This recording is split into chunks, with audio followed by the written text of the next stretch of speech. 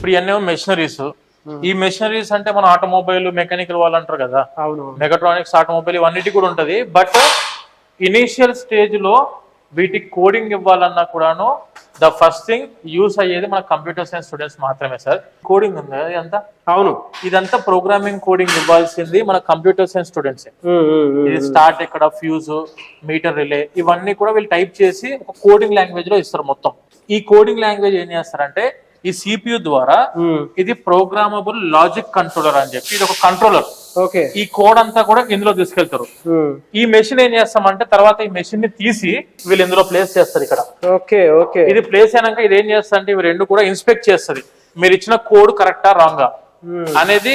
ఈ machine inspect చేసిన తర్వాత ఇది ఎప్పుడైతే అప్రూవ్ చేస్తుందో ఈ అప్రూవ్ అయిన తర్వాత దీన్ని తీసుకొని వెళ్ళి ఇది ఒరిజినల్ మెషిన్ అంటే ఇక్కడ వర్క్ జరుగుతుంది ఎప్పుడైనా స్టూడెంట్స్ కి. ఈ వర్క్ అనేది మనం ఇచ్చిన కోడ్ బట్టే, మనం ఇచ్చిన డైమెన్షన్స్ ని బట్టే, మనం ఇచ్చిన కోడింగ్ ని బట్టే ఈ మెషిన్ అనేది వర్క్ అవుతుంది. This is called as machine learning.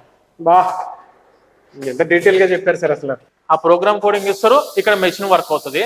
మన ప్రోగ్రామ్ కోడింగ్ రాంగ్ ఉంటే అక్కడే మనకు డిటెక్షన్ వస్తుంది.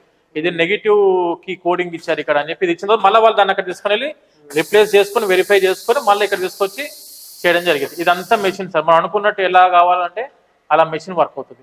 ఇలా ఈ సిస్టమ్ అంతా కూడా purely meant for the AML students.